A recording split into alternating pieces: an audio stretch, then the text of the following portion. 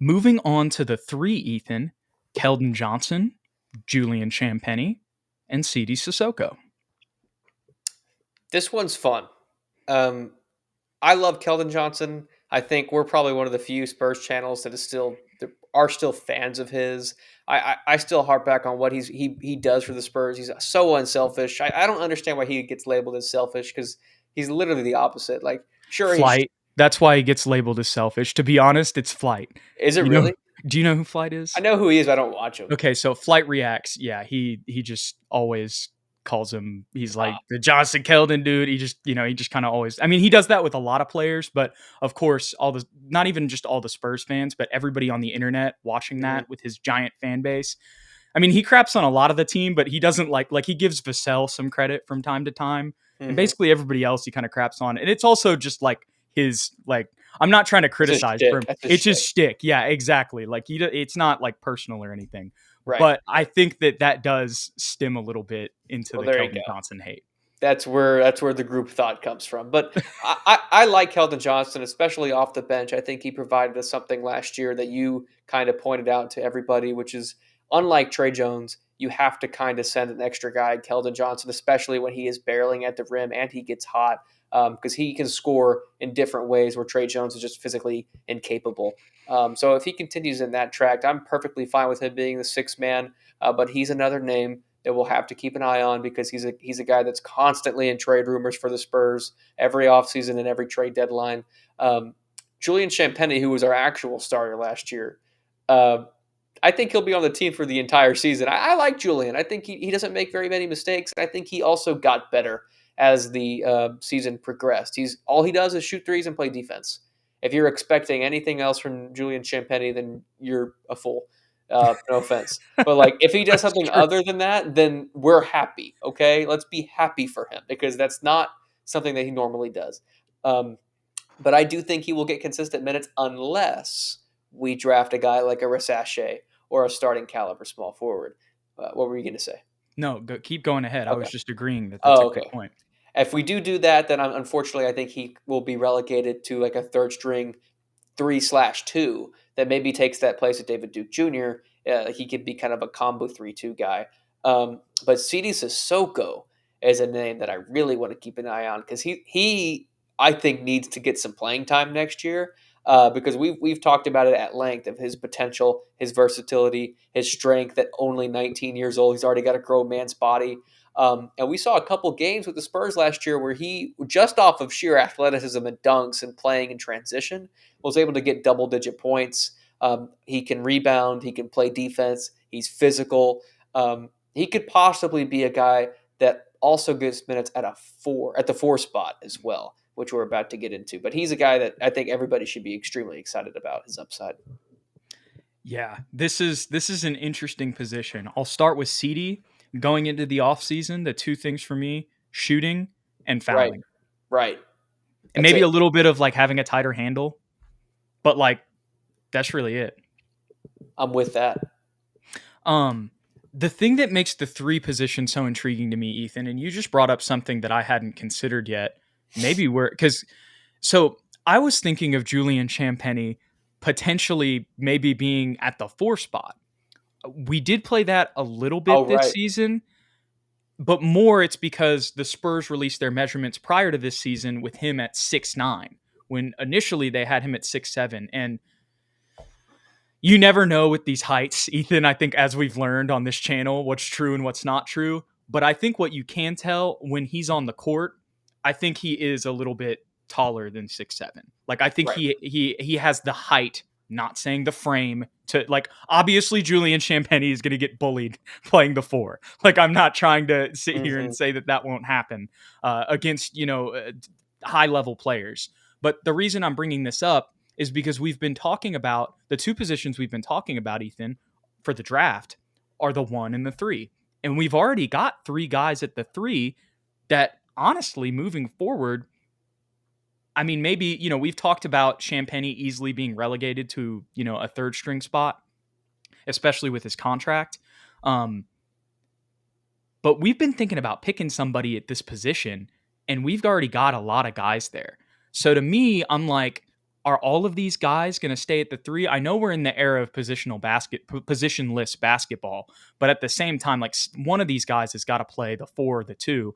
When you just mentioned that about Champagny, as much as he is that tall, I'm not mad at him maybe even playing the two. Now that I'm thinking about it, over a Malachi Branham if he's struggling, or even if Malachi ends up, ascending more, he could be the third string too. Really, Champagny's got a lot of versatility, you could technically say, just because of his height, two through Mm-hmm. four.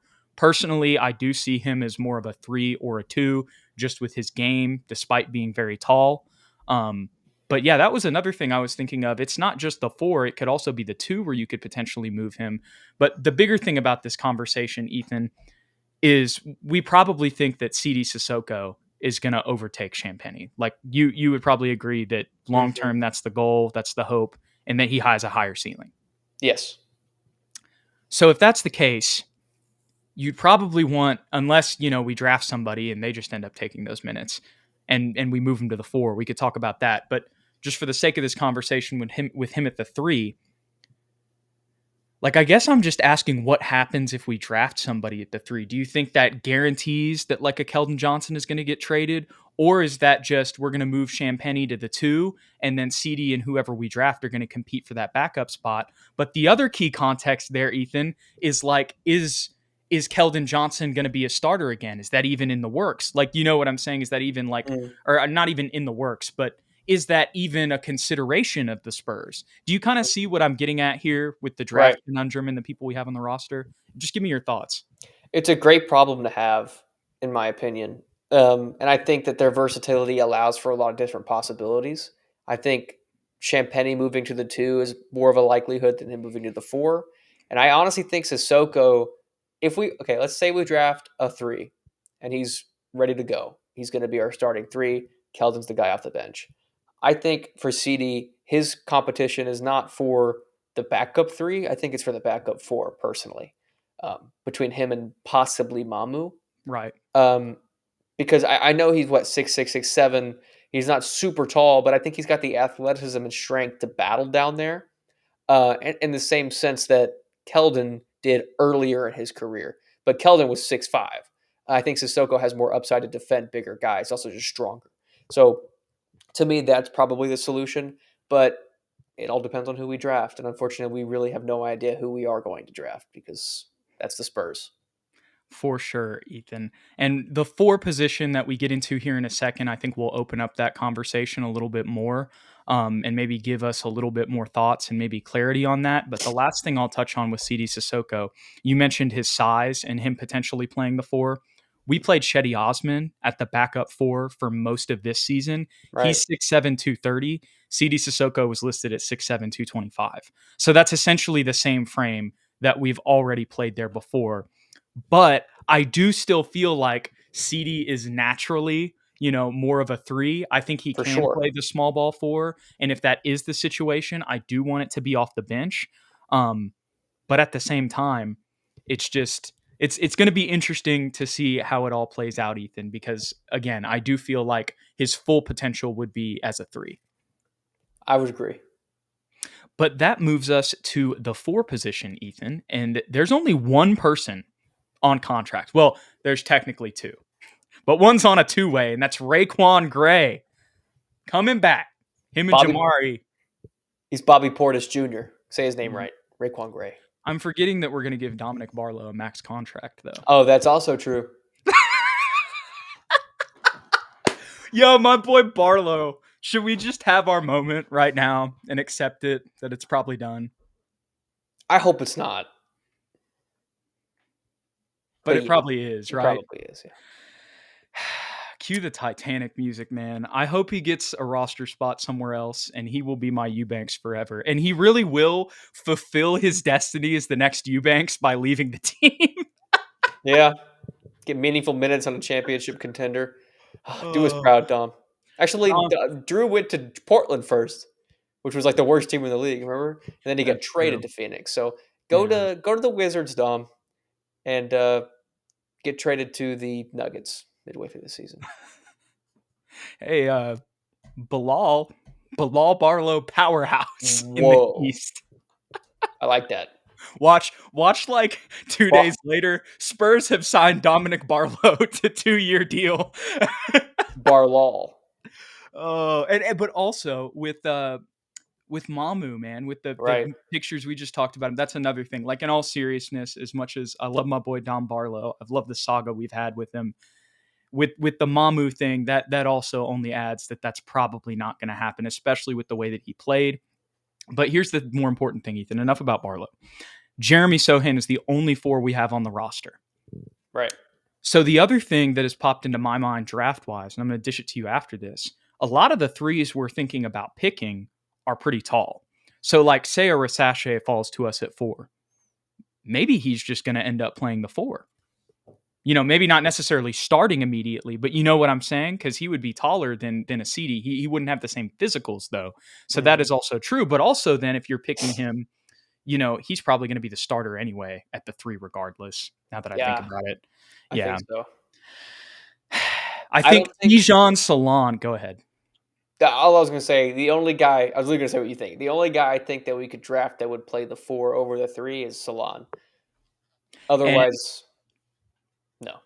yeah, and there's so much smoke for him at 8, and Mhm. I think that we're gonna draft a guard at 4. Like I really think I think we're gonna draft Reed Shepard or we're gonna draft Stephon Castle. We just read the Gavoni thing, and we've also remembered the thing last week. The Spurs are said to be big fans of Castle. We're seeing more mocks about him. We've talked about the divisional advantages that bringing in a point guard of his size would do for us defensively. Um, I mean, maybe we'll be proven wrong if like a Rasache falls, but if everything goes kind of how we think it is, Castle is going to be in the discussion at 4, to say the least. Don't you think, Ethan? Absolutely. Yeah. So with that being said, we're probably going to go with a wing at 8, which makes the Salon thing even more of a possibility. Maybe it's somebody else that we end up, going with. But if we get Salon, like you said, when I looked at this roster, Ethan, the first thing I thought was like, oh, Tijon at 8.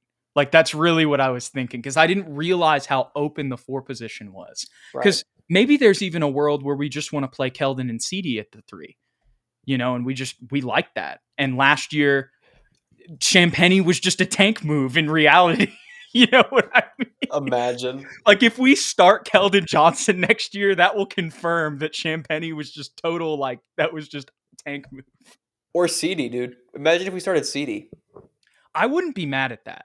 I think he's going to have to adjust, but I also think that him in the starting lineup would kind of, well, I think it depends on who our point guard is. Because the thing is, if you have CD and Castle, as much as defensively that sounds awesome, shooting wise, we still have the same issues with It's even with worse. with Castle, Sohan, and CD yeah, all on the floor. or Then you've Devin. literally just got Devin, yeah, like and Victor, but Victor's still like kind of getting there percentage wise, So That'd be awful. Yeah, never yeah, mind. No, no, we're not doing that. I like how we both had that initial gut reaction. But final thoughts on the 4 position, Only thing I'll say is Jeremy, get in the gym, work on that handle, work on that jump shot. Let's see you next year. and we'll see what happens with the rest of the position. Yeah, But well, yeah, everything else is up in the air. We'll see. Raekwon Gray breakout. That's my prediction. There we He's going to go. earn a contract like Barlow and I like it. average 40.